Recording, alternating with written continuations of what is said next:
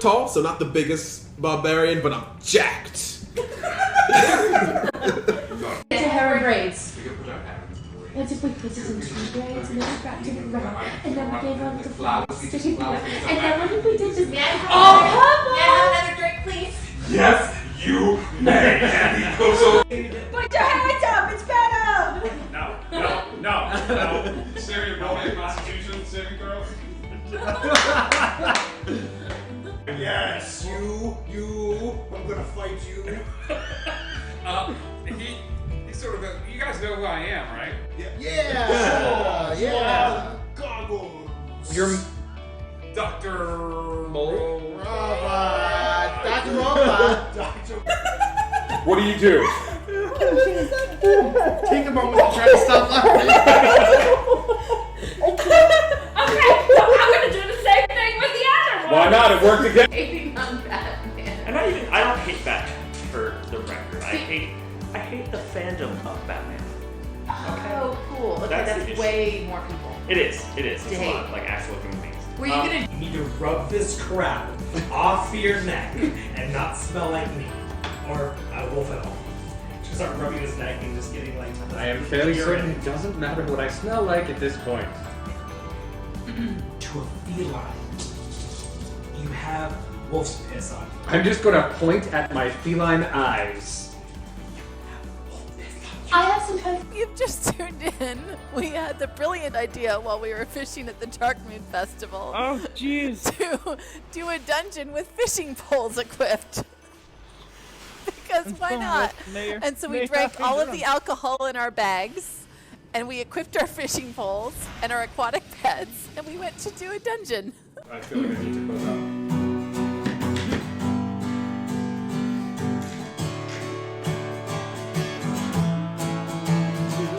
So this was the end of our epic tale.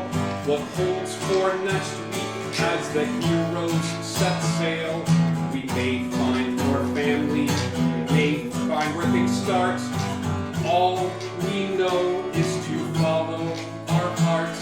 So our heroes set forth to pillage and to wander in the magical continent of wonder. We have one more question, I hope to not blunder. The question for you, dear friends. Do you wonder? Thank you guys. Indigo Connect.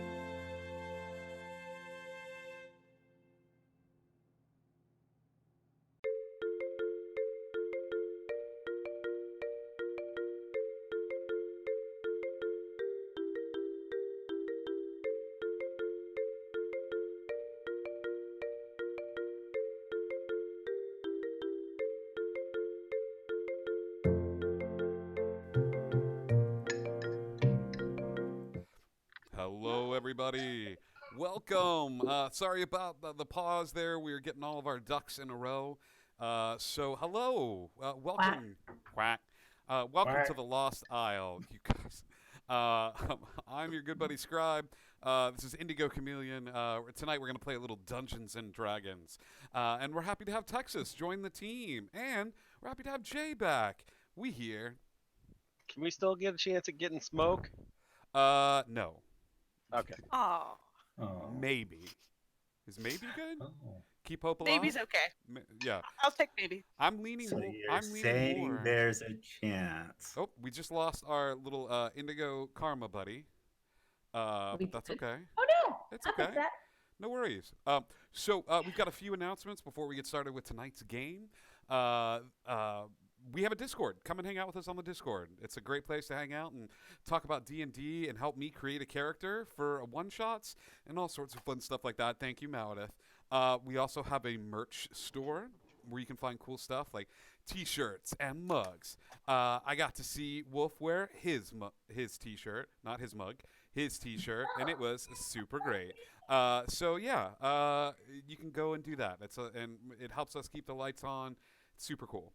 What else do we have? Oh, we also have a digital online store. It's a little fun place where you can buy items for your digital avatars. All of the items that I put in the store have been marked down half off. There's some cool stuff in there, little mementos from past shows and things of that nature. So anything that you want to do or can do, we really appreciate it. Even just sharing the word or subscribing free through Amazon Prime is a huge, huge help. For our schedule this week, we've got a kind of a wild one. We don't have anything going on Saturday, but tomorrow, join us for Neverland. We go back to Neverland. It's another one of our tabletop games. The players in Neverland have discovered that there is a race of mimics that have been infiltrating the societies around Neverland, putting in representatives. The party just lost a good friend, Fortunato, and it hit Thistle pretty hard. I can honestly just say that, like, this week, Tracy lost Al, and it was super hard. Twice. Yep. So, what DM would do that to a person? The best kind. So tune in tomorrow night for Adventures in Neverland. Saturday night, we're not doing anything. But Sunday night, at our regularly scheduled time, is the first one-shot in our 5-hour stream. It's a charity stream. It's an amazing charity stream that we are doing to raise money for Give Kids the World Village. You'll see that link in the chat. But click on it, and anything that you can donate to make these kids Christmas. It's an amazing resort, and I just got word a few seconds ago via my email, which I shouldn't be checking, but I did anyway, that Give Kids the World loves the idea, and we got final approval, and they're going to do a Twitter blast. They're going to shoot it out, and not only that, but the press person is going to be watching, because they apparently play D&D. So all good things. All good things. Yeah. So stay tuned to the Discord. Stay tuned to the channel for lots of fun Dungeons and Dragons this weekend. I think that's it for announcements and schedule. When last we left our heroes, once upon a time on the Lost Isle, we are going to just do this. We're going to go ahead and leave it and just enjoy the ride. So, hola, GM Cross. Last time on the Lost Isle, the group had auditions. Nope, just leave it. The group had auditions to find their next party member, and they did. The competition was steep. It was fierce, but sure enough, they were able to wade through 3 goblins in a trench coat, a vampire accountant, a etherborn by the name of Smoke, and find a diamond in the rough, real rough, with Texas. Good old-fashioned rustic hospitality bard who seemed to fit in really well with the group. Jay was nowhere to be seen, though. As the group went through the trials of initiation, having to solve a difficult puzzle involving a button and robots moving towards the button and having to use their wits about them. Yeah. Fighting. There was a flying rhinoceros. Was it a rhino? It was a rhino. It was a rhino. Yes. Yes, there it is. Oh my gosh. So yes, I Please tell me somebody clipped that sound because that was great. Yes. It was. It's my ringtone. It's all of our ringtones. So tune in. Please go back if you have some time and watch that episode. It's a fun one. But instead, we're going to do something a little different. And it seems appropriate on the Lost Isle to go back in time a little bit. As the group is making their way towards this hall, being escorted by some of the people from that represent the Magical Council here on the island, Jay, once again, you are awakened. Not by the knocking on your door, but quite early in the morning, by the sound of drums. I feel like I know enough about your personality to think that you are not caught by surprise in this moment. Almost Definitely as if not. you've been anticipating this.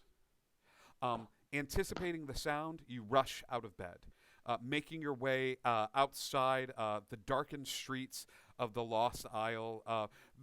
Few people are even rousing at the moment. No one is walking the streets, and akin to the first time that you saw the island, there is a light fog bank rolling in. Give me a perception check as you make your way outside to the darkened streets. Not great. That's a total of 7. Jay, you don't know if it's because you want this so badly to figure out what this is, but it takes a while. The drums get lower and lower in volume, and you're not sure why. You're not sure whether it's a sound that's moving away from you, but you continue to track it, and you don't know whether you're surprised or relieved when it takes you back to that pit where your fight was interrupted. Standing at the pit is a familiar looking figure. He looks similar to you, but not in human form. He looks similar to your new adopted form. He stands there silently, and as he does, the shadows created by the fog begin to swirl about him, almost as if they are responding to the sound of these drums, issuing forth a dance, a cadence that only the shadows can hear. The man says nothing. He stands there, giant warhammer at the ready. What would you like to do? Is he inside of the pit? He is not. He's standing on the outer edge.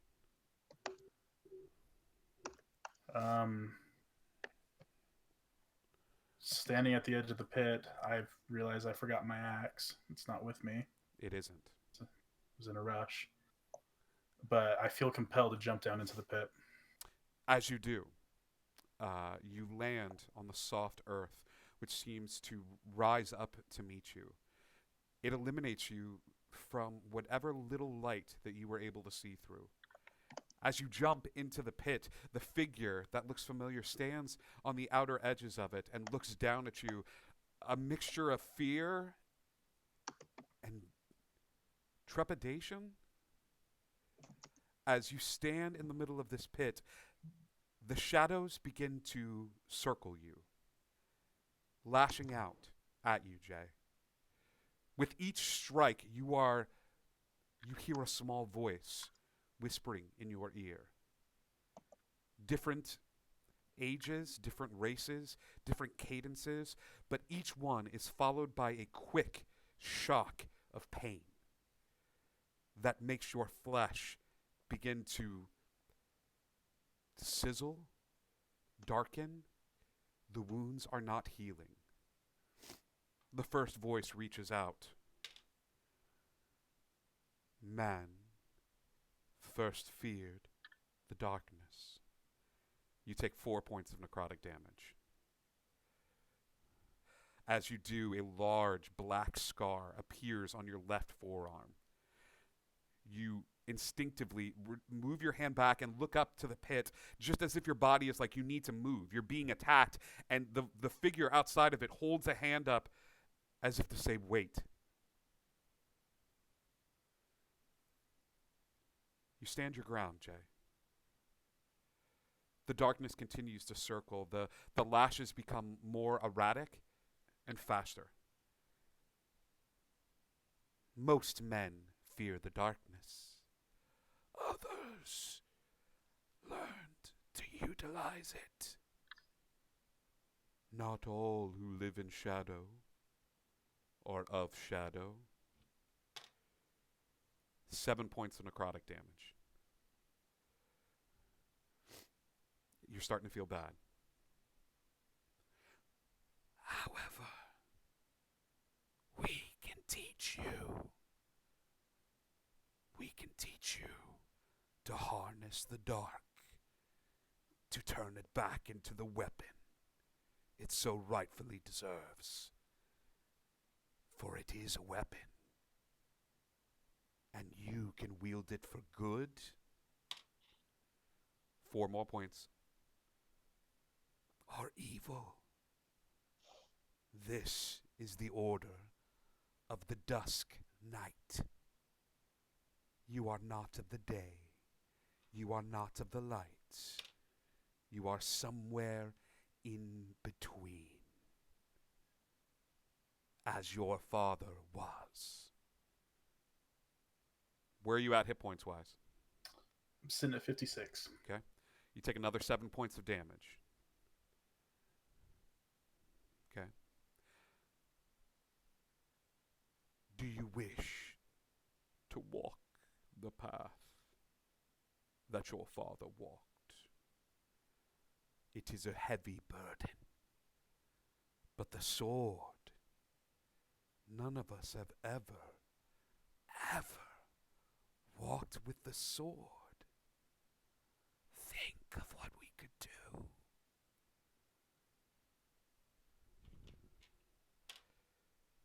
Nine points of necrotic damage. You're starting to feel a little weak. I think instinctively you hit your knees. Your father jumps into the pit.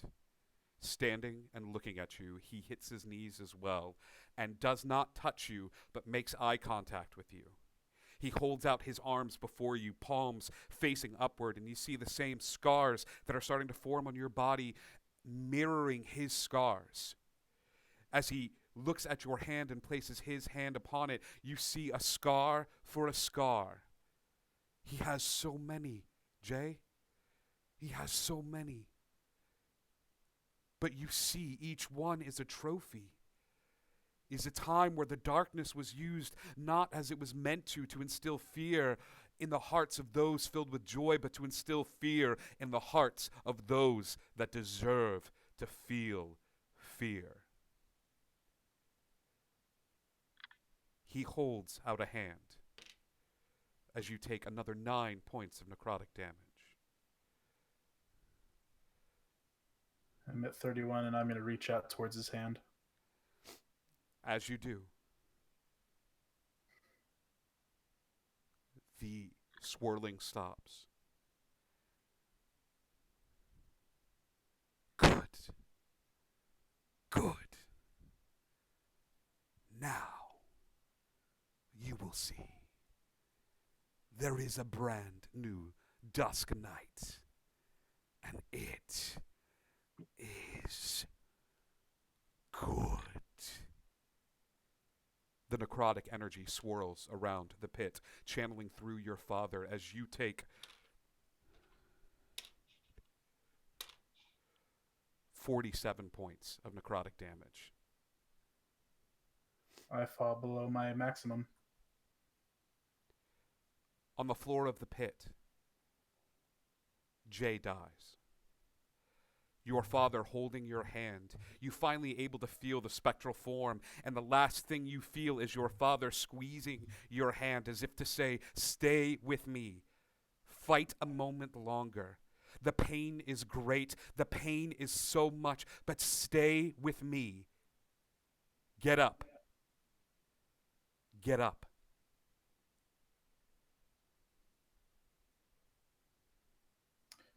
Oh, I forgot. I'm an orc. I only fell to 1 hit point. A deep breath courses through you, and you no longer feel your father's hand. You are branded in this moment, Jay. You are no longer a member of the light, nor a mere member of the dark. You are the last. You are the chosen. You are the dusk knight. You walk the middle ground so others do not have to. You use your weapon to instill fear and terror and righteous death in those that would hurt the good. Jay, from this moment on, healing spells will not work on you. You cannot be healed by any means, other than short rest and the damage you inflict upon others. Restoring the balance of light to the world restores the light back to your soul. It is a heavy burden. It is a heavy choice. But Jay, you have never felt lighter. The sun begins to crest over the sky, and you stand up. The pale look to your skin pushed aside. A smile on your face. He didn't leave, Jay. He didn't forget. But the choice was yours to make. You climb out of the pit, making your way back to your room. You're greeted by the cacophonous sounds of what sounds like your party members, making their way back to the inn, telling stories of a levitating rhinoceros, of robots running towards a button. It is an odd conversation. But as you come downstairs, all of you look up. Jay, you see someone new sitting with your friends. She is short, but feisty. She's, how tall is Texas? Oh my gosh. About 4 feet. Yeah, if not, I mean, she's a halfling.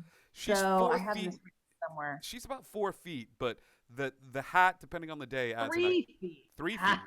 She's 3 feet, but the hat may add an extra foot depending on how she wears it. She can still ride roller coasters. You all look up the stairs, and Jay descends. And he's doing something that looks odd to each and every one of you. He's smiling. But he comes down the stairs and joins you at the table. Did he hang on to any of those scars that he picked up that we can see? Give me an investigation check or a perception check, whichever you prefer.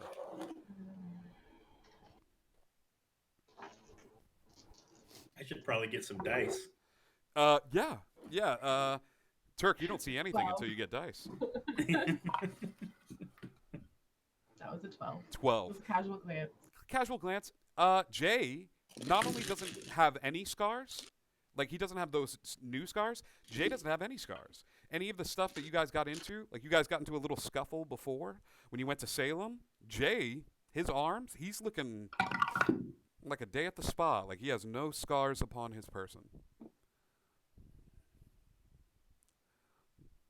The blue tint still there? Nope. He's got some color in the skin. Now, is that still the green color? Is he still an orc? Yeah. Huh. Hey, dude, you look like you got some rest. Feeling better? Much better. Probably Good. better than I ever have. Well, we missed you. It was crazy. Yeah, sorry. There was like things to shoot, and then I got hurt, and then They all made me the strong one. She was. Don't leave again. But she flew again, but this time with horns. It was a whole thing. You can't sleep in all the time. You gotta come sometimes. It's a lot. I can't wait till Sassy Pants gets the bill for this. It's too good of a line not to enter in on. As you go, I can't wait. Yeah, you guys, all of a sudden, what's everybody's passive perception? 16. 13. 14. Okay. 12. Do I hear an 11? Do I hear an 11? Doing math games. Okay. Yeah, you guys are That all was 22 for me. I don't know if you caught that or not. 22. Turk. Whoa. Oh, he got the Velcros. Okay. Yeah. So he's like, Turk is on it. You guys are all paying attention to Jay and sort of looking at him. When a familiar face walks through the bar, it's not who you think it is, but it's not Mordrew, it's Bobby the Beholder. As Bobby like floats up to the door and yeah, you're good. Bobby floats up to the door and he's like, "Hey y'all, heard about the test of initiation? Congratulations, Texas. I like the name. It's very nice. Nice to meet you." Hi there. Hi. This is Bobby. Bobby, this is Texas. Well, Texas. He extends a little mage hand that floats out, and he goes, "Well, I'm just pleased as punch to meet you. It's." Well, don't you have just the most darling voice? Oh shucks. I appreciate that. I sometimes feel like I'm not sophisticated enough for some of the like uppity folks that live here on the Isle. But if y'all ever need anything tinkered with or armor worked on, you just come to see old Bobby down at the shop too. I even got a select few vehicles I would be willing to loan out that I have picked up over some time. Yeah. But anyway, I'm here because y'all must have done something right. We figured y'all are gonna need some new digs, so Mordrew is a little angry and he's a little preoccupied at the moment. And he looks around the space and turns to y'all. It's like, "Did y'all break the bridge?" To be fair, it was a rhinoceros, but yes, we broke the bridge. He just starts laughing really hard, like all of his eye stalks like blinking, and some of them start to cry a little bit. Like he's like, "We done that thing 37 times, ain't nobody broke the bridge. Y'all come in first try." Whoo! Oh my gosh, almost peed myself when I walked into the space. Okay. Oh my gosh. All right. The good news is Mordrew thinks that y'all need a place to stay. Bad Out of his hair, preferably. Bad news is it's out of his hair. Way out of his hair. But it's a brand new place and it's better if I show you. All right. You're escorted out of the hall. Each of you going and grabbing your stuff from the room, tipping your hat. Some of you to your innkeeper who waves at you all, and you leave the round-the-clock cafe and inn and tavern and make your way down the streets, past the merchants district to a brand new building. It's small. The first thing that you see is this one-story building. The first thing you smell is old books. The paper, the smell of cracked tomes and old paper. You even detect the faint smell of chamomile comes wafting out of this small building. Bobby says, "Good luck," and nods towards the door and shakes his head and walks back. Thank you, Bobby. This wasn't here before. No. We passed down the street before, and we haven't. This is the first time we've seen this thing. Are you surprised? Really? We're on an island that moves through time. Are we not going to talk about we're going to live in a library? Is it a There's not library? even beds here. Smells like books. I could live in a library. I don't have a problem with the library. I guess we'll need some blankets. We'll figure it out as we go. As we do. Listen, I spent plenty of time camping. We got a roof over our heads. I can sleep in a library. I kind of like camping. Me too. Well, tell you what, you can sleep outside the library in a tent. On the roof. Let's go check it out. See what we're dealing with here. All right. Who is the first to enter? Me. Kiara, the first thing you notice, because I love you all so much, is that it's bigger on the inside.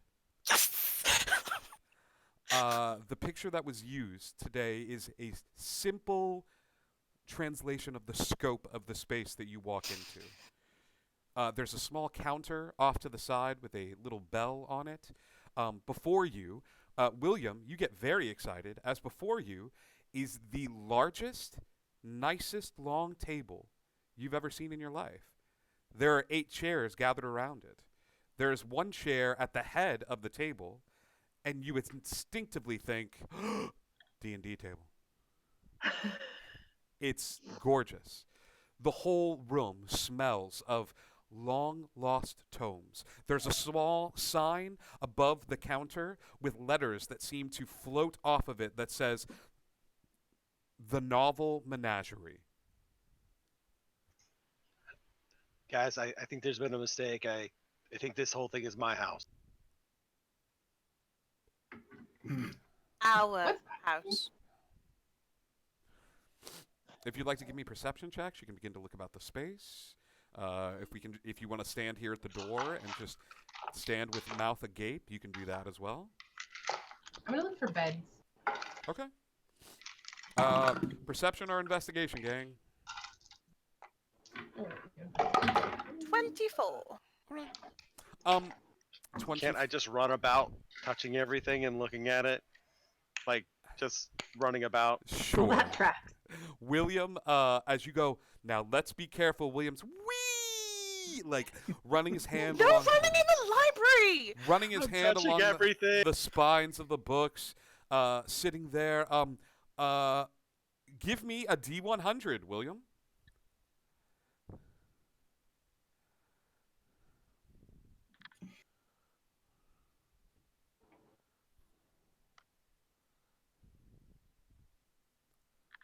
$17. All right. That's perfect. Kiara, what was everybody else's perception or investigation checks? 18 for me. 18? 19 for Jay. 19? 16 cats. What was Cass? 15. 15. Okay.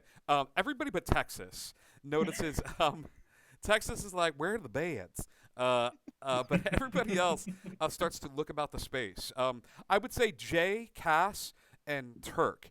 You notice that it's not just books that line these shelves. There's also some odd-looking bottles scattered about the space. All different sizes, different makes. You recognize them immediately as the pictures from your book as potions. Randomly scattered about the space. Some of them are half filled, some of them are quarter filled. You look about the space and see these discarded potion bottles. Some are empty and are just sort of laying about the space. They're on this wooden table. I would say, Kiara, with your very high perception, you spot a book. It is the only book that is not amongst the stacks, and it is laying on the table. I would like to approach the book. Okay. The book says, as you get close to it, do you touch it? Are you just looking at it?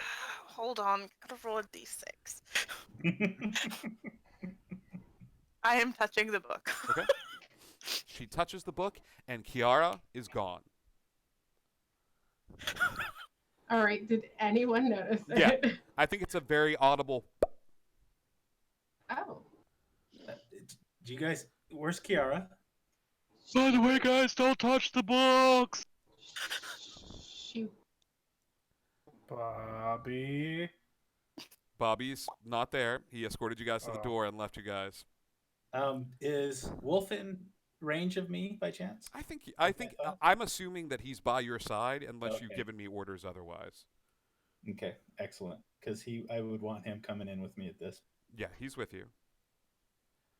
A little bit of time goes by where everybody's just like, crap. Do we know where she disappeared from? Yeah, she.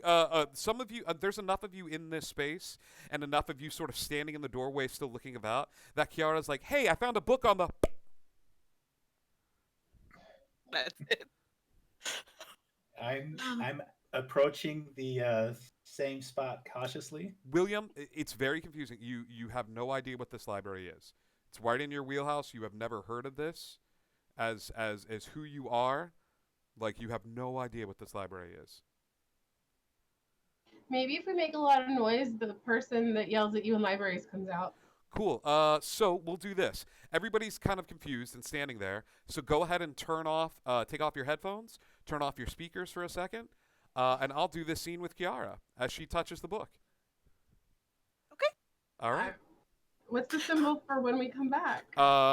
You can come back when I put a hand up like this, 5 fingers. Okay. Okay. All right. Okay. Mike, can you hear me? Stinker. Okay. All right. Good. Kiara, you find yourself in an icy plain. The wind is blowing hard around you. It is freezing cold and frigid temperatures outside. As you go into this space and touch this book and greeted by this sound, you see a beautiful woman with long red hair standing amidst a group of wolves. As you enter into the space, the wolves all turn their heads and look over to where you are. And as they turn and look, she does as well. She carries a staff. She's got numerous amounts of scrolls, and she is channeling what looks to be this raging orange fire in her hands. And as the wolves turn and look, she goes, "It's all right. It's all right. Turn back and look at me. You got this. Hey, it's mommy. It's mommy. All right. It's fine. It's fine. Look at me. There we are. It's fine. It's fine. Who the hell are you? It's fine. Shh. We're looking at the fire." And she brings the fire and she moves it back and forth and back and forth. Is that in common? Yes. Okay. I'm Kiara. I don't know exactly how I got here. As she says, in just a minute, I'm going to grab your hand, and we are going to leave this place. Do you understand? Absolutely. Good. 3, 2, she extinguishes the flame, and the wolves all begin to shake their head, and she goes running back towards you. It's one of these undignified, she's still holding the staff, bits of scroll, she's holding all of her scrolls so they stay where they are, and she comes forward and grabs your hand.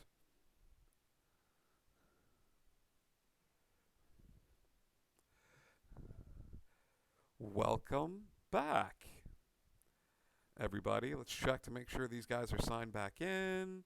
Perfect. Okay, welcome back. You may need to help. Oh, there she is. She's coming back. She's coming back. All right. So Kiara leaves the space, and you all stand there a bit in shock and a little bit in awe. She comes back out of the space, but joining her is this woman, which I am dropping a picture of into the Discord.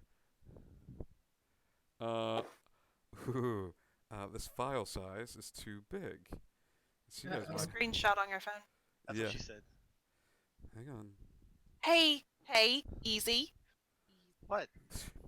Supposed to be PG. Keep this PG. I am going to. Can you take a screenshot on your phone? I did. It's not letting me send it. Hold it up to the camera. Yeah, hold your phone up to that. Oh yeah, hang on. We got our high tech going here. We got the highest of tech. All right, hang on. Do we see her? Oh. Yeah. Yes. Red hair, staff in hand, papers at the ready, arcane fire. And I'll see if I can figure out a way to screenshot this a little more or lower the size and get it to you all. Okay? I know Is she looking quite that aggressive? Yeah.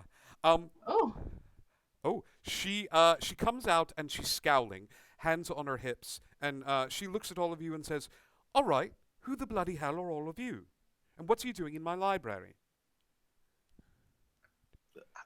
You're mistaken. We were told it was our place to stay. I'm sorry, what? You can take this one up with Sassy Pants. This wasn't on us. Sassy Pants? I don't know with Sassy Pants. Mordrew? All right. Sassy Pants. Sassy Pants. Yes. Well, fine then.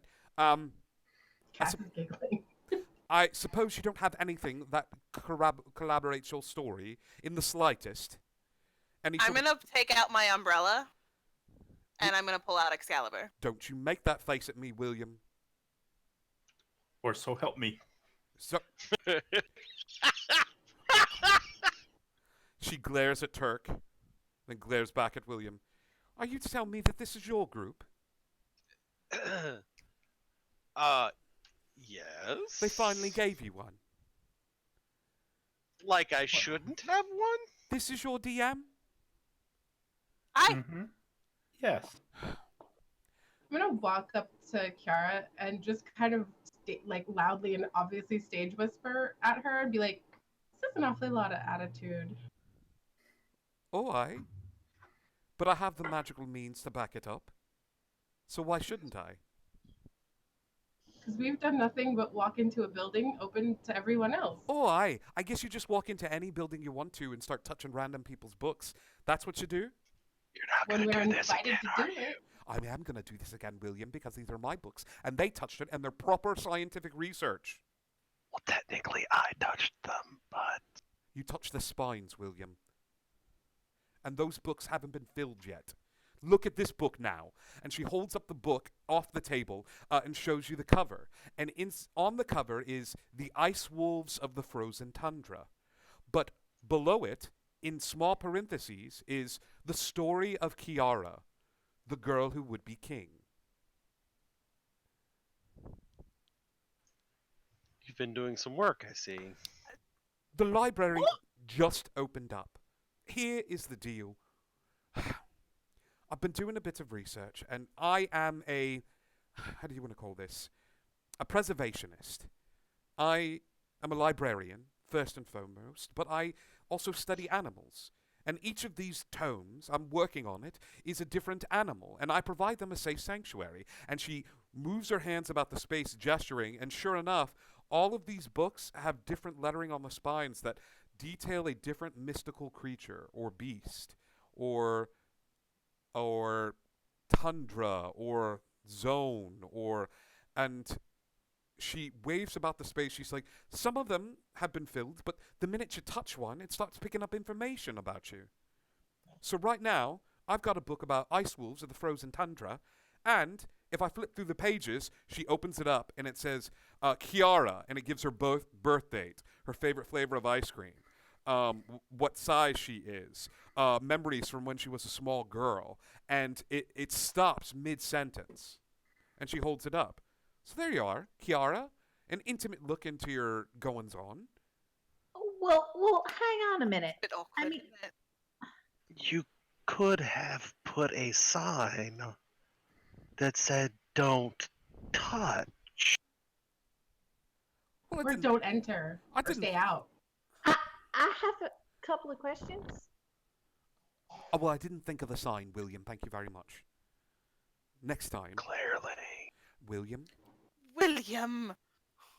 Are there any books that don't have titles on them anywhere near J? Yes. That's where Turk was headed.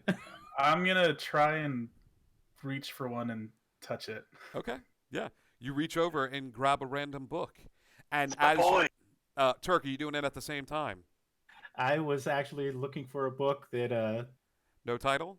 No title, and seems pretty interesting thing find. Are we just grabbing Are we just grabbing McGrabbersons? Is this what we are now? When you talked about this before, this was only an idea. How did you make this happen? I called in a few favors. I talked to my mum. And you got your mom yes, in on this? I got my mom in on this. And she wasn't thrilled, but I sort of used all of my inheritance as well. She's not even dead yet, but I used it anyway. Has she seen this? I mean, not in the larger sense of actually seeing it. You didn't tell her. I made sketches and slipped them under her door. Like you. I'm not getting blamed for this.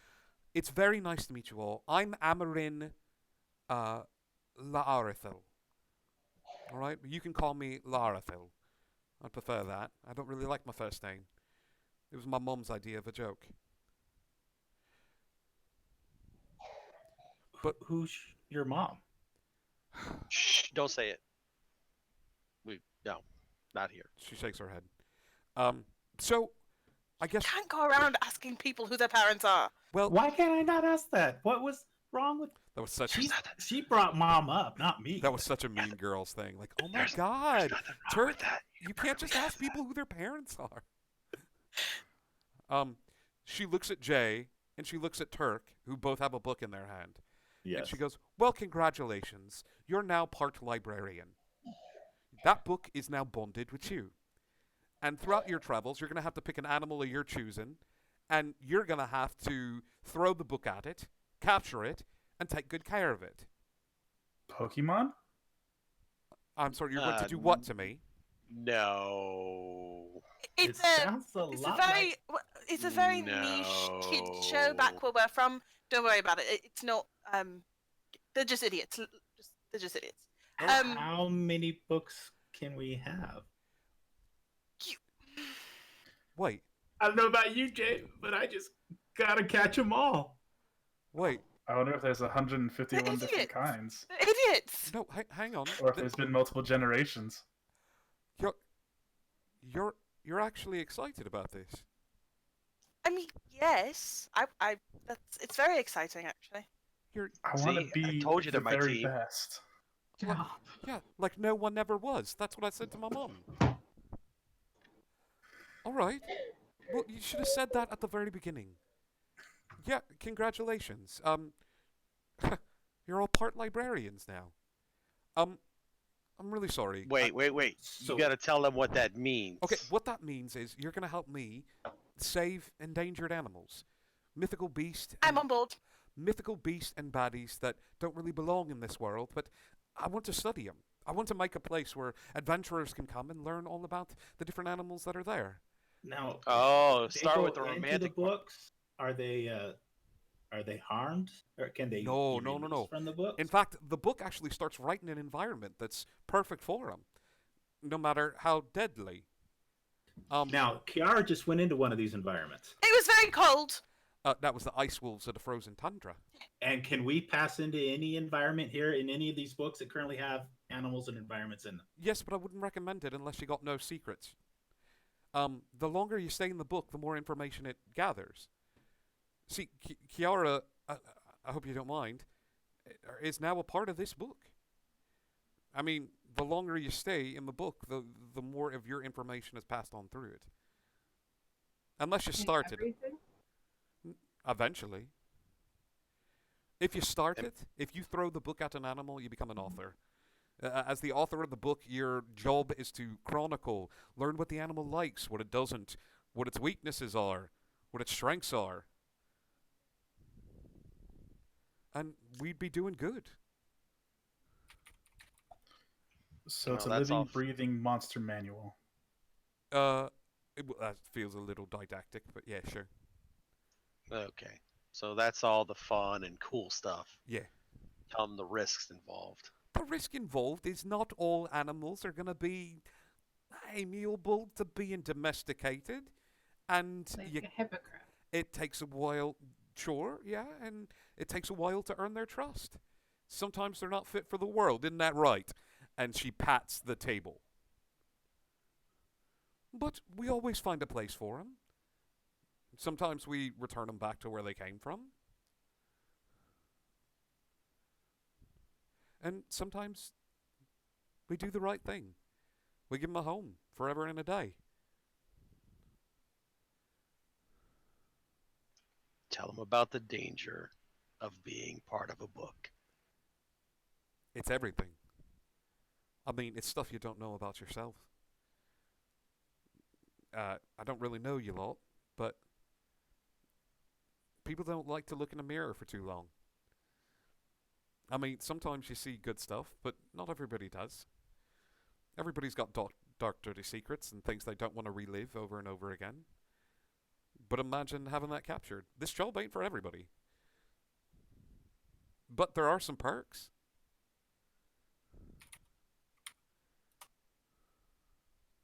I'm listening. You need a place to stay, don't you? Aye.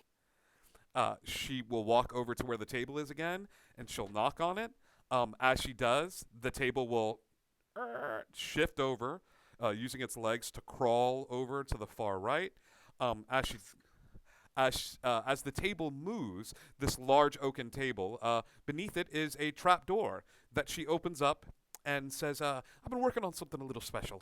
I think there's something." I'm not putting lotion on my skin. No, no. I mean, well, that's good for moisturizing, but I've been working on something special. The books are able to read what you like and what you don't. So what if I could use that to create like rooms that were able to do the same thing? You walk into this space as librarians, and you'll get just that. You'll get rooms catered to you, whatever you like. A private space of your own, a read nook is what I like to call them. And they're all in your basement. Yeah. Guys. Let me reiterate. Jay, We're on an Jay is island. Jay is like, for one moment, like you guys look and like Jay is like looking straight ahead. You all turn to speak with her, and as you turn back, Jay now suddenly has a red hat that he has turned around backwards. You don't know where he got the hat. You don't know how it manifested on his person, but it is there and it is backwards. Let me reiterate. We're on an island that moves forwards and backwards and sideways through time. And this is the weirdest thing we've seen today. Yeah, no, this is it. Today. Weird. Cool. I was just sucked into a book, and this is the weirdest thing you've seen today. I mean, the good news is you're never going to run out of spell components. And she starts picking up some of the random bottles, and she's like, here, right here. This here is it's the broken ashes of a lich's phylactery. And she holds up the bottle and she shakes it a little bit, and she goes, this here is, a crystal ball. I'm not using that anymore. And she sort of holds it up and then like rolls it on the ground. She's very rough with the items, and some of you that are arcane users are just like cringing as she takes these things. And this here is the feather of the phoenix. And she like takes it. She was using it to prop up the chair. She like takes it out from underneath the chair. She's like, yeah, it's right here. So you're never gonna run out of magical items that you might use for spells or whatnot have you. Are there like normal books here? Like regular studying kind of books? What are normal books? Okay. I guess we're going in your basement, and I'm gonna march over to William and just stare at him and be like, non-magical, you mean? Yes, I believe that's what she means. Second floor, all of those. And she like points up, and you see like there's a first floor, but the second floor, she's like, oh yeah, you'll find any sorts of research books. There's some fiction up there. Somebody brought me something called the Twilight series, but it's the weirdest autobiography I've ever read. It's not autobiography. It's very atrocious writing too, if you actually read it. Yeah. So, but yeah, they're all up there, and you're welcome to peruse through them. But the interesting stuff is down here.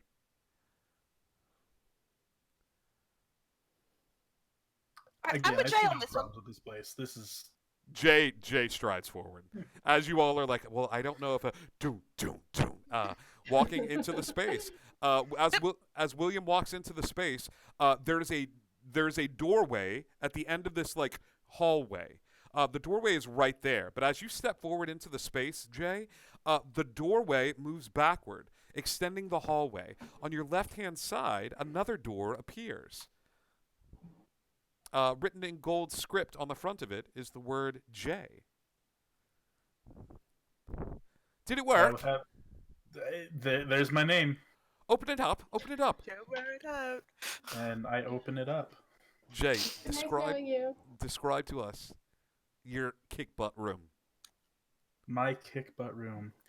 So it's got a very industrial vibe to it. Bare metal, a concrete slab floor that transitioned into hardwood. The very far back wall is floor to ceiling brick, just old school style kind of stuff. In the first corner, there's actually a blacksmith station. It's fully kitted out. And then across the way from that is an auto mechanics station where I can fix up my bikes and that kind of stuff. There is a second floor to it, which is the living space. Big bed, nice soft almost a reading nook, but it's got manuals upon manuals of blacksmithing tricks, and others are auto mechanics tools and supplies, and it's just this very. It looks cold, but it feels warm, kind of a place. She goes running past everyone, and peeks over Jay's shoulder.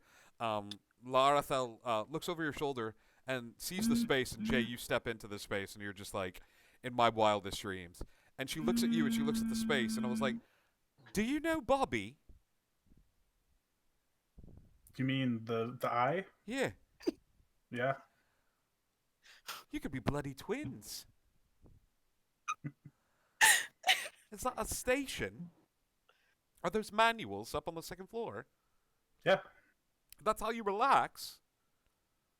Absolutely. I love taking things apart and putting it back together. Oh, we're going to get along swimmingly. All right, who's next?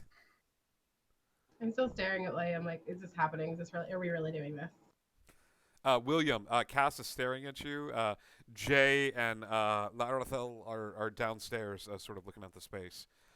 She's walking around. She's picking up some of the tools and like holding them up and flipping through some of the books. And when she doesn't get sucked into any of them, she kind of puts them back. Well, Turk's going to follow down and look inside the room as well that he's got going on there. Sure. Yeah, Turk, as long as you're not walking forward with intent to create your space, yeah, you stick your head in. It's nice.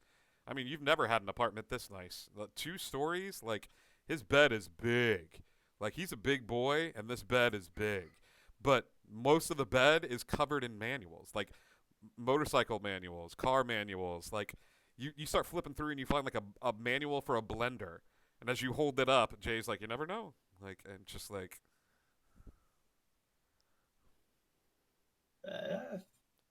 This is pretty rocking. It's a little busy.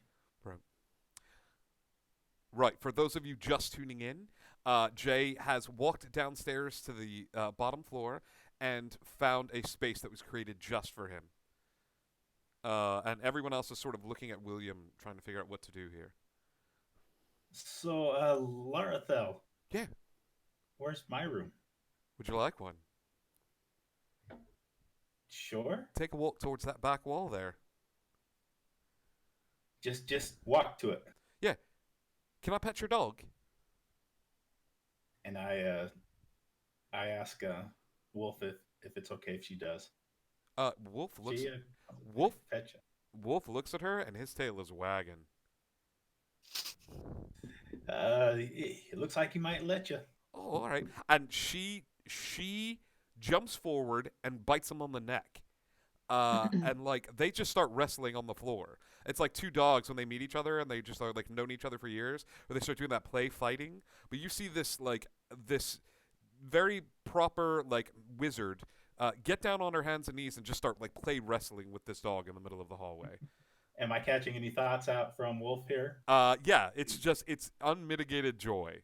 He has not spent any other time with wolves, and this is as close as it's gonna get.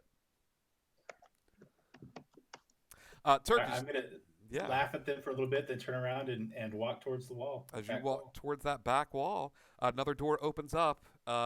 Your door is a little different. Is there something on the front or the back? It's going to be on the back. Yep. You see the same lettering appear, but yours is in a sort of seafoam blue, written on the front of the door. And as you open it up, describe to us what you see. Oh, what's amazing is it's quite open and airy. There's windows. I can see outside. Yeah. And it's a beautiful summer day, and feels like there's a light breeze coming through it. The floor itself is old wood that's been worn smooth, and it's almost would feel like satin if it wasn't for the bits of sand that seem to be on it every other step. And as I look, my surfboard's over there in the corner with my wetsuit, and I'm thinking, oh my, yes, and continue to look around. I actually close the door behind me and turn around, and there's a picture of Finding Nemo poster that I had actually back home. Grab shell, dude, and it's got Crush on there, and as I look around, there's bits of shells scattered about. There's a throw rug on the ground, 2 tortoises meeting underneath water. I mean, oh my gosh, there's a Skittles dispenser, and sitting next to the small mini fridge, and that's right next to a big old giant sized beanbag chair with an Xbox and big screen TV, and I think I just walked into heaven. It's my old the bed's not even made. Yeah, It's it's my old ruffled. bachelor place. This is great. We're going to cut back to Kiara, William, and Cass in Texas, who have been up there for a while as Cass sort of demands answers from William. Cass, I don't know what you want to know. It is what it is. It's not my fault. Like I said at the beginning, it's not my. You're muted. You trust her. That's such a strong word, but with you guys, yeah, I trust her. I get it. This is incredible. I get it. I know, right? This is the most amazing thing. You just moved into your happy voice. What happened? What did you do? What was that? Are you actually excited about this? I am very excited for you guys. Do you not get to do this? Or do you... Hey, wait. This really isn't for me. It's for you guys. I'm not a player. I'm Cass. gonna look towards the other two. Anybody that's paying attention to William, so that would be Texas and Kiara and Cass. Go ahead and give me insight checks. 15? 15? 3? 21. 21. Modded 20. Modded 20. Texas, Cass, and Kiara. You're looking over at William, and William is indeed genuinely happy for you all. Like, he's not faking it. He did move into his happy voice, but there is a tinge of sadness there. Because you can either intune or, like, figure out that the DM, while is a part of the adventures, carries a weight on their shoulders. Like, they are of the world, but apart from it. They are with you and against you at times. Like, there has to be a definite barrier, and he loves you, and he is with you 100%. But he is not. If anything, as he's having this conversation, he takes a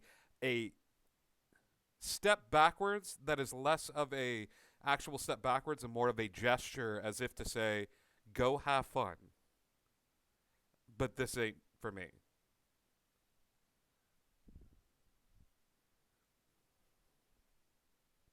I was gonna take a real big sigh and shrug and kind of start to clod towards the creepy basement hole in the floor. High fives. William puts a hand up. You high five? Yeah, there we go. Coming? You guys. Yeah. Yeah, I'm coming down. You can come with us, you know. Oh, no. I'm going to stay up here and talk to the table. What? No. Go ahead. You guys are fine. Well, you change your mind. We're right down there, okay? I know where you are. Always. As you do, the three of you head downstairs, William rubs a hand over the table, and you just hear soft, like... Oh, you're so nice. Just purring. Don't react. Yeah. PG. We're keeping it PG, I swear. No, it's purring. The table is purring. So, as you walk down the stairs, Texas, Cass, and Kiara, you don't see Turk and Jay, but you do hear the conversation that is happening as they shout back and forth at each other. I was like, I got a mini fridge, Skittle dispenser, and like Turk comes out and he's like, his mouth is filled with Skittles. He's like, like it screams of joy as these two like like, what do you got? And like Jay like thump thump thump like runs into Turk's room, and Turk's like showing him. He's like, Finding Nemo. It's like, is that Monterey Bay? And they're just ecstatic. Okay. As we walk past, I can't help but smell the Skittles, and I'm gonna drag or drop my backpack on the floor and pick up, unzip it and grab out of it a bag of Skittles that's been in there since the first game or the last game we had at Gary's house, and kind of shove it towards Turk. And Yeah.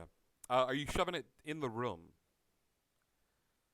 is he? I thought he was in the hall. Are you, Oh, no, they're he's not. running like back. It's this frantic. It's like, did we just become best friends? Yep. I think we did. Mom, Dad, can we make bunk beds? You're two grown men. You can do whatever you want. Like, So much room for activity. It was coming. You know it was coming. Absolutely. Who is next to start making their way down the hallway or downtown? Get rid of this. Do I see her handing these Skittles through, or what am I seeing there? Yeah. Oh, I would have worked it. I mean, if I saw you with your mouth full of Skittles, yes, I'm coming in and giving you more. So if you're holding it out, I'm actually going to grab your hand and drag you into my room. Yep. That counts as an invitation. So, Cass, you were Okay. able to move through the doorways opening. Woohoo! Ooh. What do you think? Pretty cool, huh? I got my own fridge. Hey, want a Guinness? I feel like I'm supposed to be smelling beer, but I don't smell beer. Is that Smelling coming? fear Smells like or Skittles. beer? Beer. I think I just smell Skittles. Well, I haven't opened the Guinness yet, Oh, that's coming then. Yeah. Here. and I pop one and hand it to her. No. Mm. Okay. I don't. Cheers. I'm just gonna take a sip and make a real bad face, Cass, you and then don't. hand it right back. This is not sweet by any means. This is like this. You're like, ew, icky. Yucky. Yeah. So bad. And How do I'm you gonna drink? laugh at the face and take it back and take a big old swig of the. You're just gonna see like Kiara like poke her head around. Did I get Guinness? And I'm gonna reach down and grab one and toss it at the door. Give me a dexterity saving throw. Oh no. Absolutely. I am so great at those as a firebolt. Let me tell you. Where's my dex? Save is a +1, so that's a 16. Yeah, you catch this thing. It's And do I see Jay at the moment? you do. Jay's I like, raise my eyebrows and point towards the fridge. I've got my own.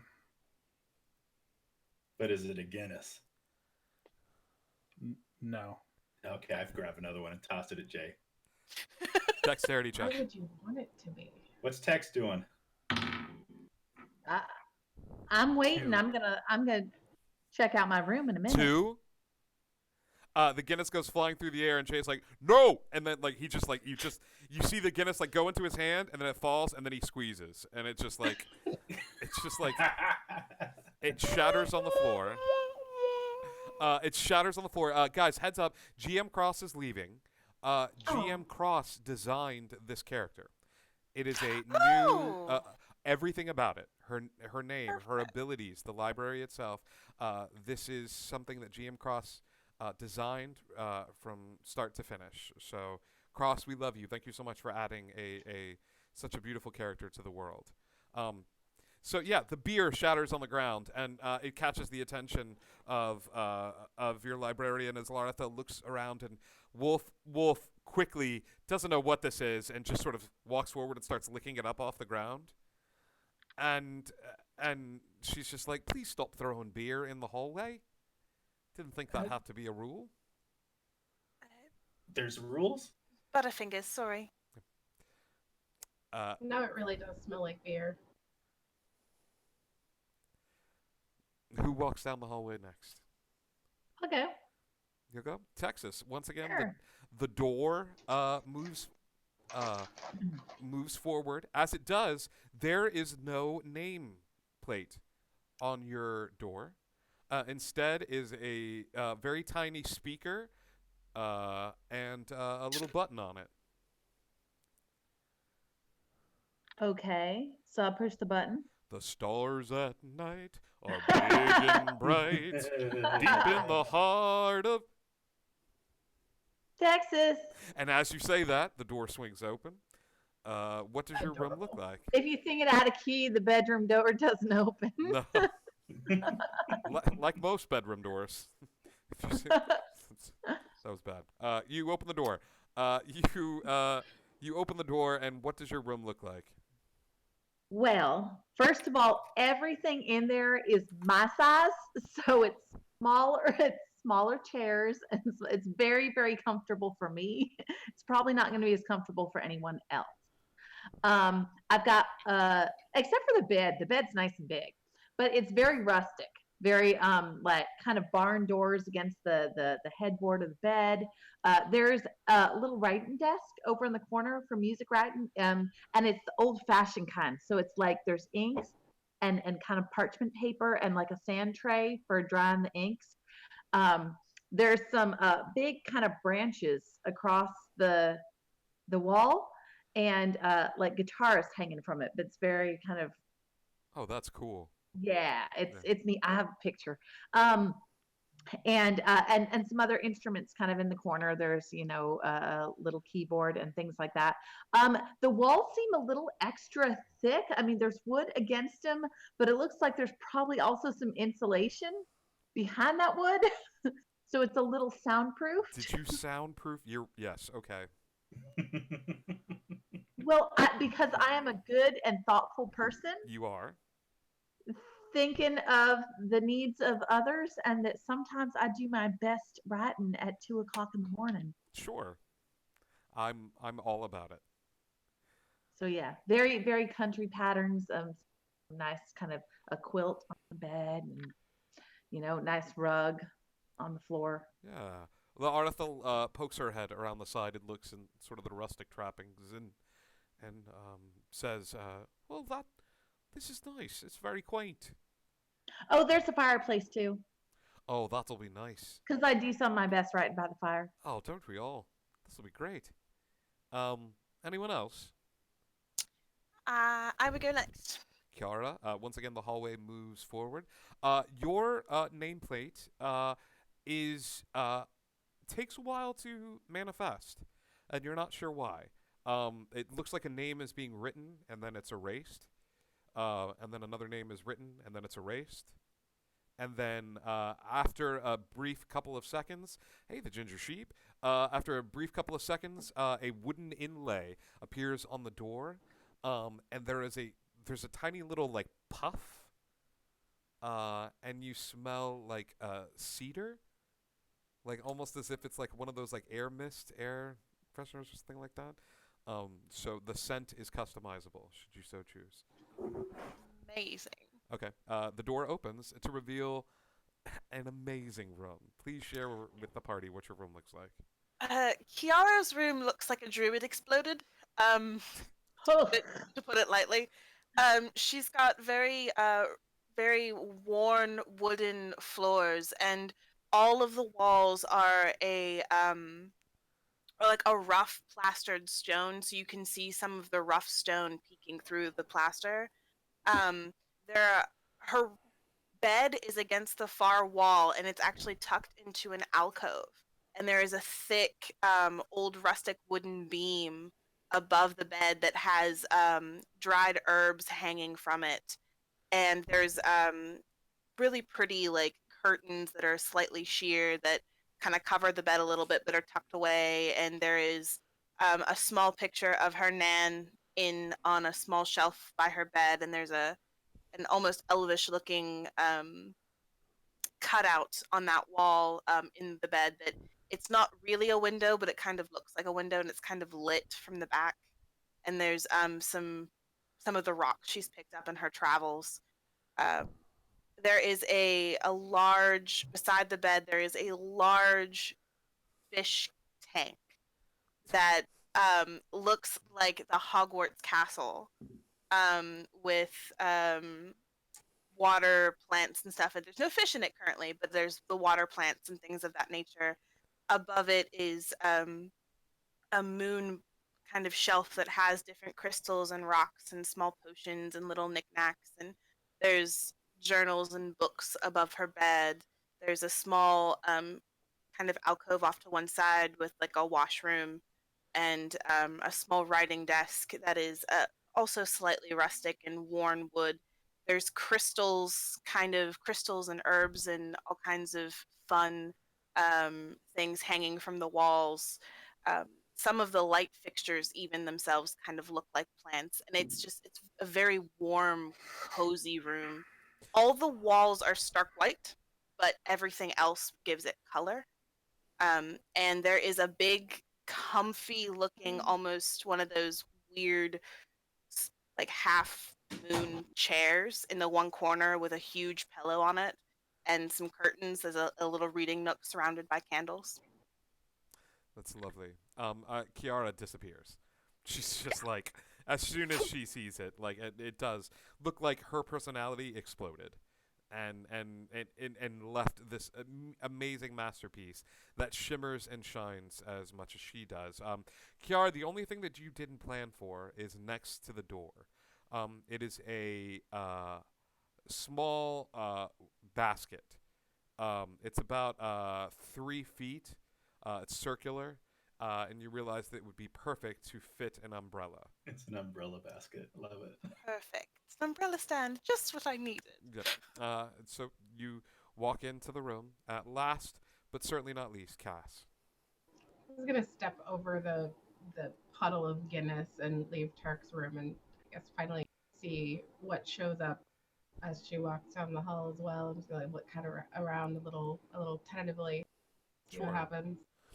As you walk forward, it's no surprise to you that there is a nameplate that appears on the front of the door, and that of a hard pink candy. As you pull a piece of your name off the wall, what does it taste like? Probably pink, the color pink, strawberry, cherry. Tastes like strawberry, just cotton candy. Yeah. So you pull this, you pull the C off the wall as you open the door into your space. What does this room look like? I would just put a candy in my mouth. So as she walks in, it's not lit like anything around. It's all purple, it's all blue, all the light in the entire room is practically like walking into those painted Aurora pictures, and there's little white lights around the room hanging from the ceiling and from the walls, draped behind black and white sheer curtains. On the long far wall, there's a large aquarium built into the wall, and it is lit with just the same deep blue. And there's one black and purple betta fish swimming around, and there's some shimmering guppies and some little schools of fish that move around in their own darts of their own waves. And on the far edge of that aquarium wall, there's one of those enormous, like way too big for this girl, bean bags that is being used as a bed. There's a fluffy You're sleeping blanket. in the beanbag? Oh yeah, there's no bed in this room. Okay. There's those cheapy dollar store crepe paper jellyfish just hanging from the ceiling, and there's little twinkle lights hung in them, and they're kind of like cocked off to one side as well to make kind of a seascape. But on the other side of the room, it's a little different. There's a lacquered vanity writing desk kind of combination thing. Looks perfect to hold a whole bunch of makeup or books or whatever. And next to it is a very large mirror just sitting on the floor, leaning up against the wall. Beautiful black scroll work in the wood.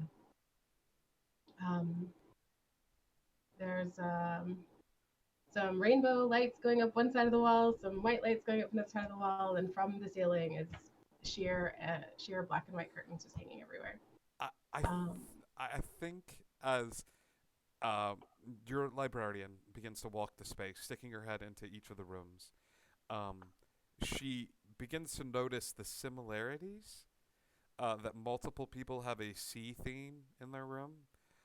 multiple people have these twinkling lights or rainbow lights that are, and as she looks about the space, she's darting back and forth between the rooms and picking out the similarities, the ocean, the color schemes, and she comes back up the stairs toward where you are, William, and she says, "They just met. They're already cohesive." Yeah, I know. That's amazing. Yeah.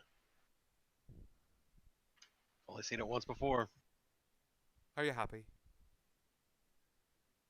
More than I thought I'd ever would be. Now, how did you get this to work? Well, it took some time, and like I said, I called in some favors, but maybe you should ask me if I want to go get a drink, like you've been doing, and see if I say yes.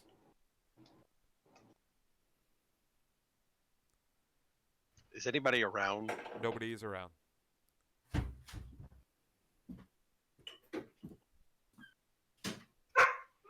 about that drink? No, but keep asking. And she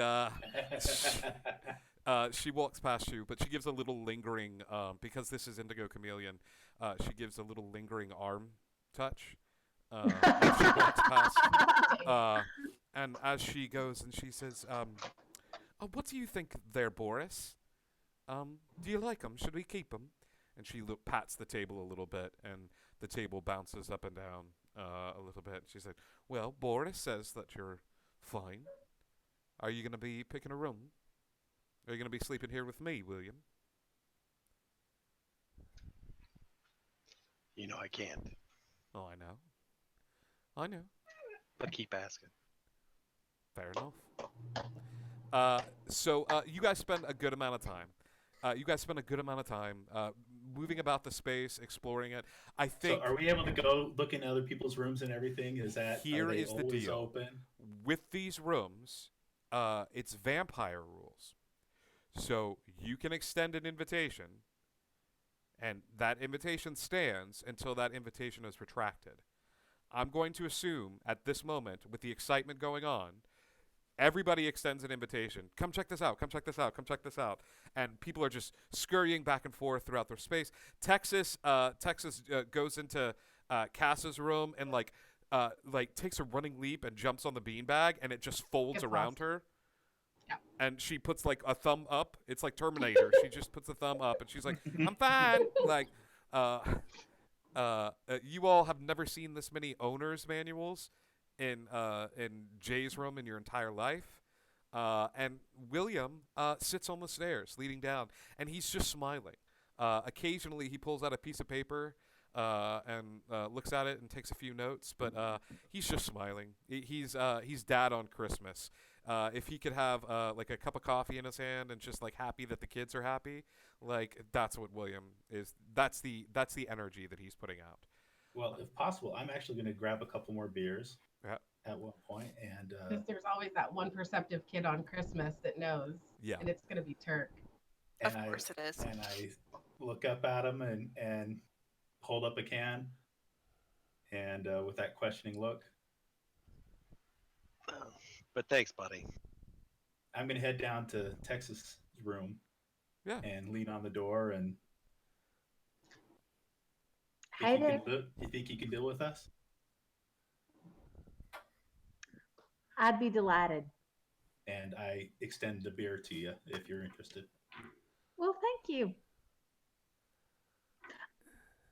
I've actually got a whole cooler there. It's just hidden in this barrel. You can't even tell it's there.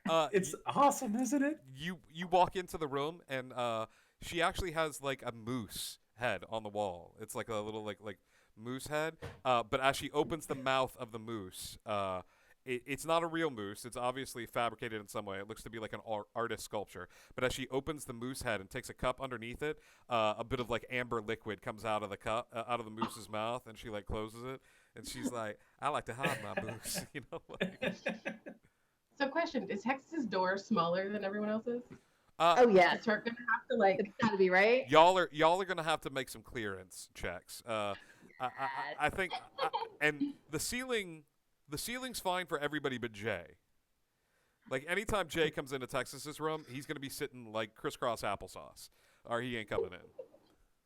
It's Gandalf going through the. I was just gonna say, think Gandalf in the Hobbit houses. I love it. Every time it's canon now. Every time Jay goes into Texas's room, there's the like he is. Yeah. You guys, I would say, spend the majority of the day, enjoying each other's space and making fast friends. With the librarian, she, after having a beer herself, if anyone offers her one, she will I gladly. would partake. have if she's come back down. I would Yeah, have had it. Larathel is there, and then Wolf. You get a little jealous, Turk, because Wolf is just sort of intermoving between her legs the whole time. Like, you call him over, and he looks over at you like, "Dad, don't embarrass me in front of my friends." Like, but he comes and sits next to you. You like her, don't you? I do. She smells like us. All right, that's all I needed to know. You guys drink and hang out and enjoy the scene, and William is a part of it, but not a part of it, but continues to enjoy the carousing and things of that sort. At a certain point in the evening, I would say it's late afternoon, early evening, you hear a small knock coming from upstairs. It's a small knock, and it gathers everyone's attention, and then that small knock turns into a very repeated over and over again, and Larathel puts her eyes down, goes, crap. William, dear, could you get the door, please? I'm going to hang out down here for a bit. It's your mom, isn't it? You know, scientists are still unsure. And right now, that door is Schrodinger's door.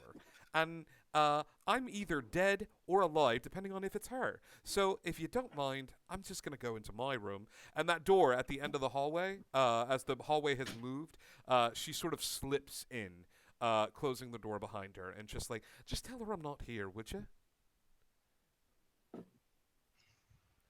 That's a dear. And she closes the door. Thanks. You need some backup. No. I'll handle this. You guys enjoy your room. You give a shout if you do. Oh, you'll know. Does anybody still go upstairs? I'm still gonna attempt to creep upstairs. Anybody else going to? I'm afraid I'm still lost in rooms down here. Turk is still lost. I'll go upstairs. Texas goes. Oh, and is he still? If he's still in, or next to my room or in my, I'm good. Yeah. I'm heading upstairs. Yeah. Okay. And I wasn't so much hanging out there as just looking through everybody's rooms and things. And, yeah. Turk is staying downstairs. Jay is still, I think, amidst the manuals. Yeah. Yeah. There's a big comfy chair. Yeah. Jay's doing the thing where he's just chilling in the chair. This is an odd question, and I put this on the honor system. As you all walk past Jay's room, since his room is at the first in the hallway, that's going to be important. Who would, offhand, absent-mindedly, stick their head inside to look at Jay as you walk by? Yeah, it's gonna be a thing. Cass? Say that one more time. What? Is it those that are heading upstairs? Those that are heading upstairs. Turk, you're not going to get this check. But who would just be like, as you're walking past, just kind of absent-mindedly stick your head in the room? I would peek in, but not like stick my head in. I just Yeah. as we're walking past. Kiara, Cass, It would be something like, hey, did you hear that? Or yeah, coming? Texas. All three of you give me investigation or perception. As you just sort of bloop, bloop. Invasion of privacy. Boop boop. Whoops a doodle. 6. 6. Cool. 18. Okay, Texas. 19. Texas and Kiara. As you peek your head in there, Jay looks as happy as he's ever looked. He's sitting in the big chair. He's got manuals. He's got scars all over his body. They're light, but they're all over his arms. Some of them look fresh. There's like 4 on one arm. There's a couple on the other. Like, he's just scarred up. But it didn't show. He's still happy. He doesn't look like he's in pain. As you head upstairs, Kiara, what would you like to do? I'm just mentally, I'm going to put a pin in that, and we're going to come back to that after we deal with this. Sure. Yeah. You head upstairs, and William, that banging at the door is loud. You see 2 figures behind it. All right, I'm gonna make sure I'm all like nice, trim, and I look good, like everything's in its place, and I'm in order. Yeah. And then I will approach the door and open it slowly. As soon as the door opens a tiny bit, the door is kicked open. As a woman walks through, she's got faint wisp of gray in her hair. She's wearing what looks to be leather. She's got like some like slacks, black slacks, short brown hair, brown leather jacket, and a shirt. The most distinguishing feature about her is the brown aviator goggles atop her forehead. Standing next to her is an elvish man who is very, very tall and has to stoop a little bit as he walks in. He looks at William with a, sorry, and you hear, where is she? I bow as deeply as I can. It's been so long William, since I've. Yes. William. Yeah, that's me right here. Where is she? Who? My daughter, William. Where is Oh, she's not here right now. Give me a Was she deception supposed check. to meet you? Dang it.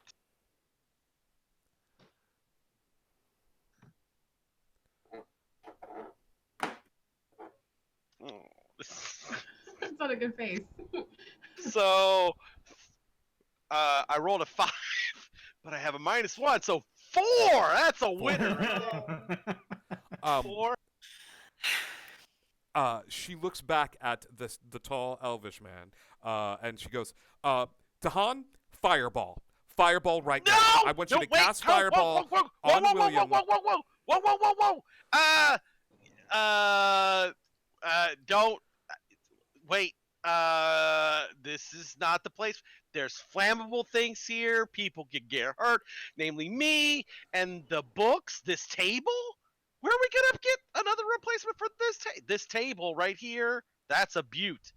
Fire would be bad. Is that Boris? Funny thing. Yes, it is. It's Boris. She walks past you, William, and looks about the space, and she looks at you and Kiara, and looks at Cass. Cass, are you upstairs with them? I thought. Yeah. Yeah, Cass, and looks over at Texas and says, "I'm going to assume that you're her friends." Who's her? My daughter, Amelia. They're with me. They're with you. You got a Yeah. It's my team. You got a It's party. my new yeah. Oh, Yay, me! Congratulations, William dear. That's lovely. And she goes forward and gives you a small hug. And as she does, she twists your arm behind your back, and she's going to attempt to grapple you. That'll be an advantage as she walks forward and hugged you before she did that. All the time. That is a 27. Friendly? Oh, 27. Is this a friendly grapple? William does not look like he is in pain, but his arm is shoved behind his back. It's like a mom hold. It's a mom grapple. I get it. I'm just trying to figure out if it's a mom hold or if it's a Cass is gonna do something stupid. It's a mom hold. Okay. If you do, I'm good enough to where I can be like. Yeah. But I did slightly better than your 27. I got a 4. You beat it. I know. You're the bestest that's ever. The golf rules are the best thing that we ever instituted ever. You're the roguiest of the rogues. And I'm slippery like an eel. You are of the god kind as you break the grapple. Unfortunately, she channels her inner warrior and shoves the hand behind her Oh, back. I'm weak against inner warrior. Inner warrior. Dang. As she does, you hear a sigh as the door downstairs opens, and Laharthel walks up the stairs and says, "Mother, please let him go." And she pushes William to the side and says, "You never write. You don't call. You opened a shop, a bookstore. You took Boris from our home. Tell her." And the elf steps forward to raise a hand, and then she keeps going, like, "Yes, your father is right. All of these things you did. Do you have... Technically, they're not for sale. William." And she goes, "I expect you at dinner tonight. We will sit down and talk in an orderly fashion, and then I will kill you." Does that mean we don't have to pay rent? She turns, looks over at Cass. Then her head looks down the stairs. Her mouth opens, and the elven man walks forward and hugs her. And she looks at him, and she's like, "You will not dimension." and, and they pop out of the space. Well, I see Lara. I see you met my mum. She's a firecracker. She was. She is. She continues to be. You guys have no idea. You would know her as Amelia. That's why my name is Amy. She was a big fancy pilot back in the day. Got lost, landed on the island, met Dad, and had me. Disappointment. So it's all right. It's all right. I've come to grips with it. We've never seen eye to eye. And my dad is a bit of a peacekeeper, but there's only so many dimension doors before he's sleeping on the couch. So, but yeah. Okay, about this dinner tonight. I'm gonna go. Bring me. You should take me. I should take you. To Yeah. dinner with my parents. Cass is gonna like walk backwards towards the other girls and nudge them.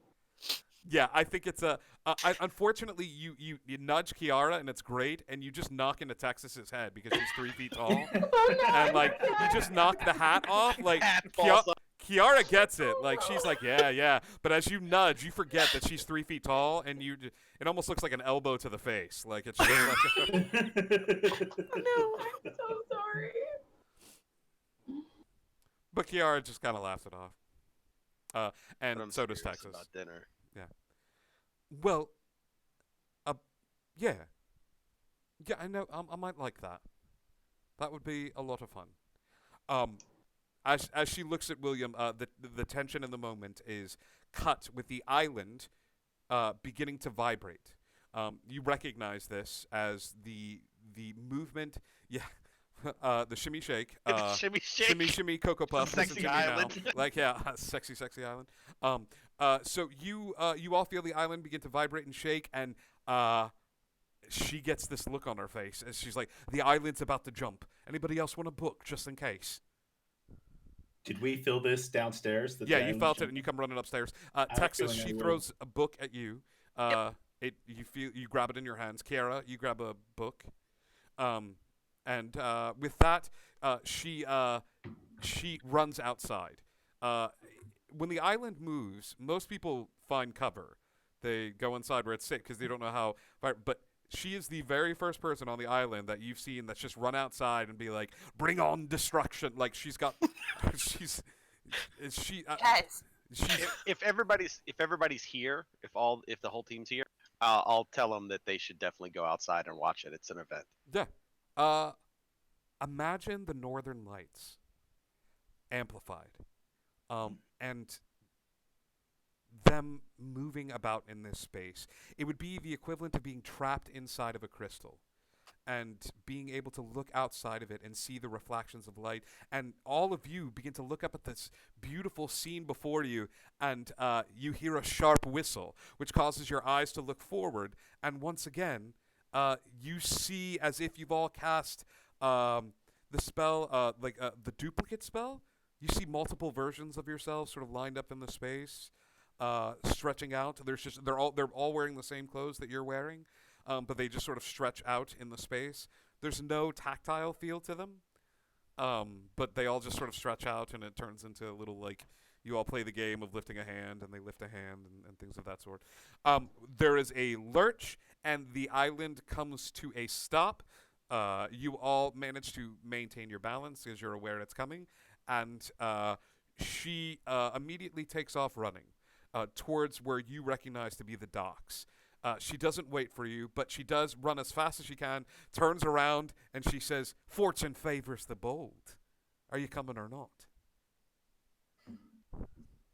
I look back at William. It's good. Go. And I'm going to give a wolf whistle just in case Wolf isn't there, who he probably is, but No, I whistle anyways because I like to whistle. Yeah, he's there. You all start running, Cass? Yes. Jay? Once William says yeah, go. Yeah. As soon as William gives the nod ahead, she actually looks at you as she's like, "Let's go." And everybody stops and like looks over at William, and then William gives a little nod and everybody takes off, and she kind of looks at William and with a little bit of awe, and she's like, "Oh, we're definitely getting that drink now."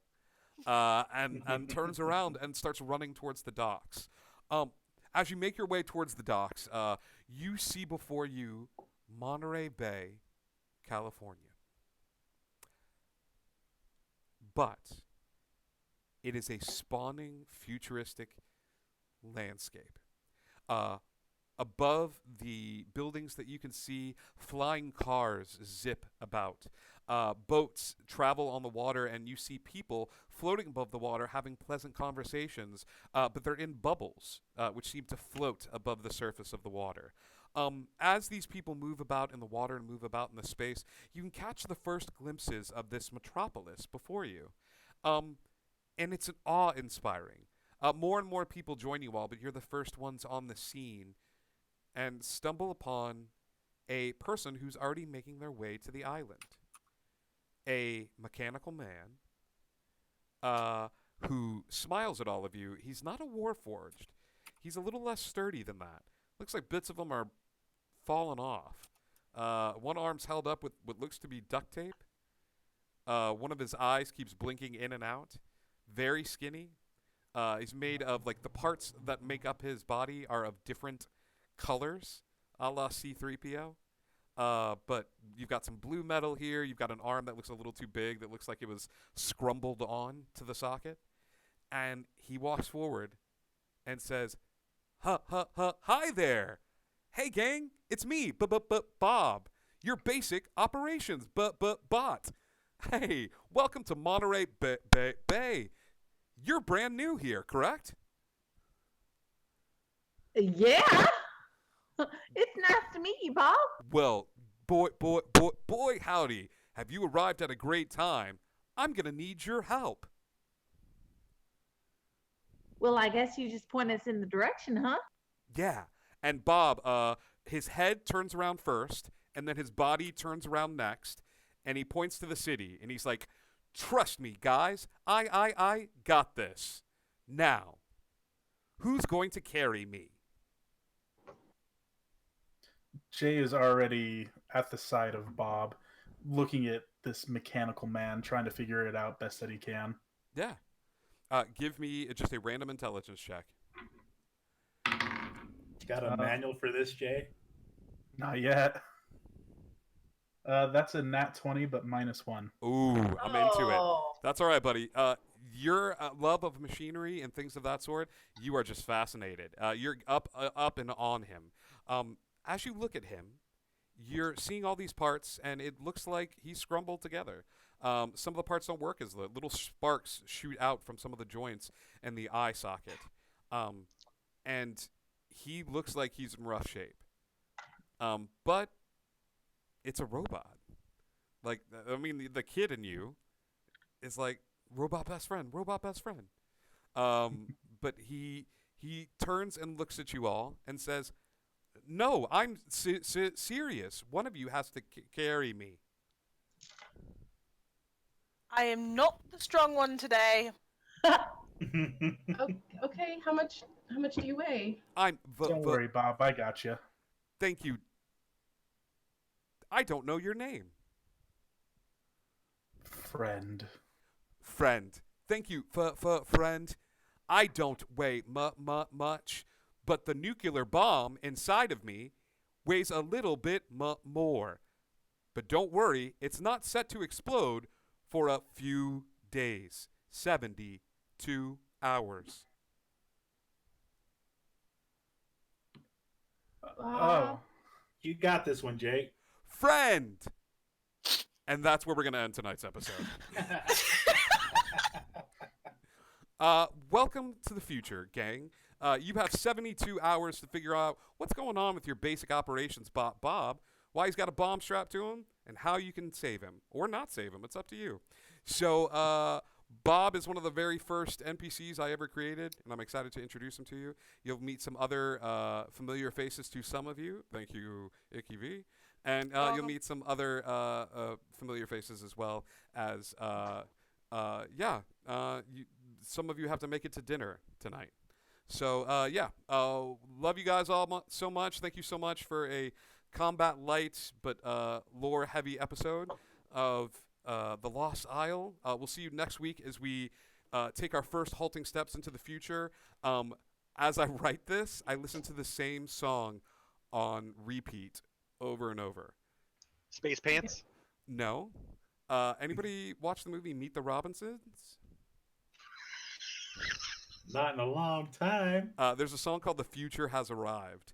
And that song is just on repeat for me. So if you want to watch that, it might give you a little bit of insight. But until then, Indigo Connect. We'll see you guys soon for Never tomorrow night in the charity stream. And hey, get lost. We'll see you soon.